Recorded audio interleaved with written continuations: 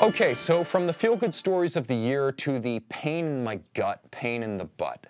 This is one that kind of makes me a bit morose because of what it means not for the top of the collector market, but for the mainstream collector bidding on run-of-the-mill vintage. It was, of course, Patek Philippe's, well, psych, Rolex Daytona, Paul Newman, 6239.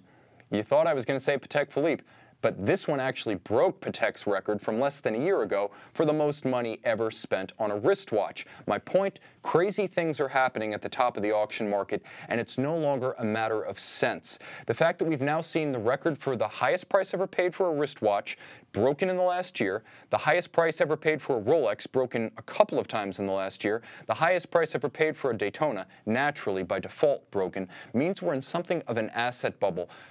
Cheap money and central bank policy has finally found its way to the watch world, and here's the proof. Now, on October 26th, the unthinkable happened at Phillips's inaugural New York auction entitled Winning Icons, Legendary Watches of the 20th Century.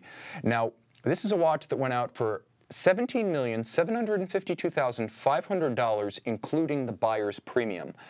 We're at a point now where all of these records are falling, not just for Patek Philippe, not just for Rolex, and not just for marquee Rolex, but I've seen just in the last 8 months the record for Jaeger-LeCoultre deep-sea diving alarm broken twice.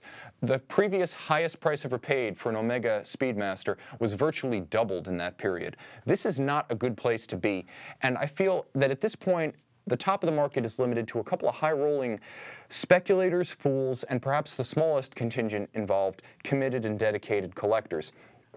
What bothers me is not how the foolish spend their money. I limit my impulse buys to $10 million or what I find in the supermarket checkout queue aisle, whichever is lower. That said, I hate to see the rank-and-file enthusiast priced out of the market for once accessible vintage pieces. When you earnestly love something because of its backstory and its charm, I hate to see you shouldered aside by speculators and foolish money. This bothers me a lot, and Phillips has already announced another Daytona auction for next May, and its agency's actually released this very modest promotional graphic in advance. Low-key. The Daytona Ultimatum, humbly titled. All right. Here's the problem. The irony here is that if you read the auction announcement on Hodinkee, no, I said Hodinkee, the other Hodinkee. There you go. Okay. There was an overtone of disgust with this whole affair, that as we don't need another overpriced vintage watch, we don't need another record-setting Daytona sale, and this is the problem. It's ironic because Hodinkee bears more responsibility. Internet memes, you never fail me. For the current state of the vintage watch market, from the entry level to the absolute top, they bore more responsibility than any other vendor, certainly, in the marketplace. And more than any other current dealer, Hodinkee has been driving rather than along for the ride, as vintage watches, once reasonably priced, have moved out of the reach of average enthusiasts who are end users and, again, love them for the story, the charm, and the fraternity of the watch collecting hobby.